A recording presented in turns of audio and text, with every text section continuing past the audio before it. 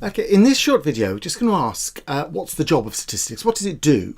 You might be interested in how to do statistics as well, how to calculate a t-test or something like that.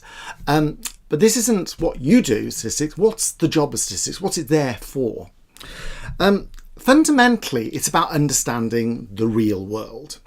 But what exactly is the real world? And the meaning of real is a little interesting in statistics, and it can mean different things. So one meaning is the actual data you've got. So you've perhaps done a user study. You've got 10 users. You ran a study on some software.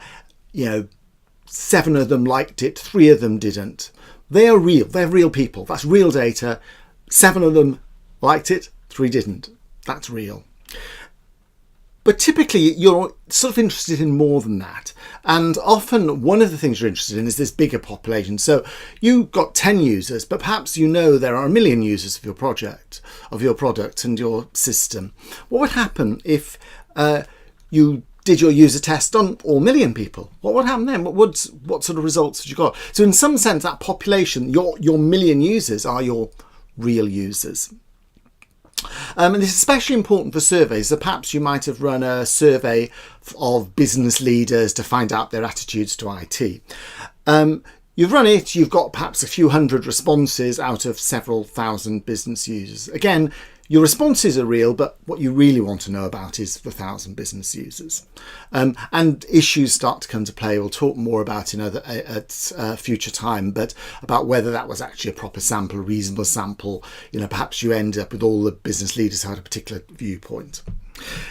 Then there's something else as well. So you've got all your actual users, but perhaps it's a new product. Perhaps you haven't got any actual users yet, but you have this sort of idea of an ideal user. It's going to be a gamer, or it's going to be an office worker, or it's going to be somebody who's got home and from work and wants to have some entertainment. So you have this idea of this typical user.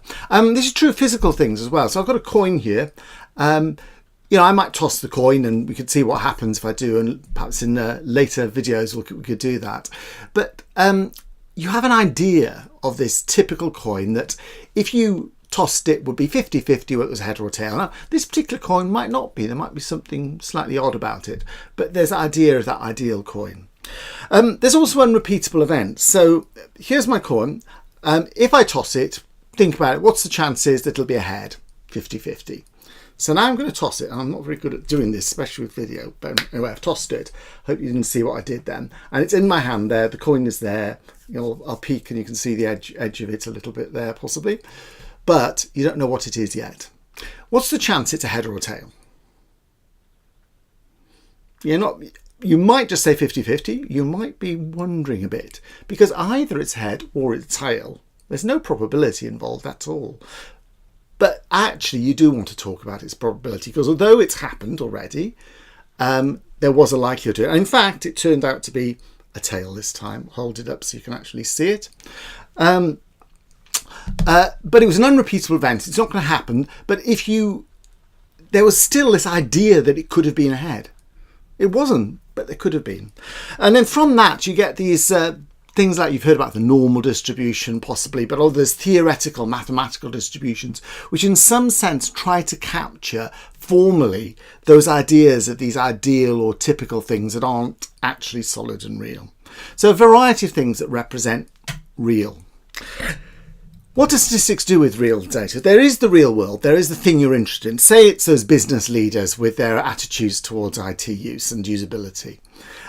You've done a measurement, you've done your survey, you've got some sort of sample data from that. Or perhaps you're interested in whether users enjoyed or would like some change you're going to make in your software. You've tried it with 10 users, but you're actually interested in the typical future user of your software. So there's this real idea of what's real there, but you've got the sample.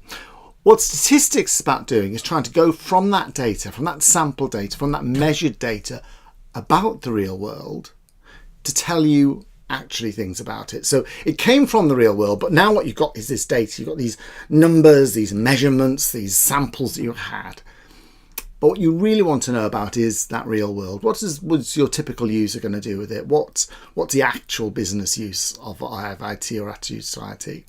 And the job of statistics is to reverse the process, to go from the sample, from the measurement, back to the real world in all the complexity of reality.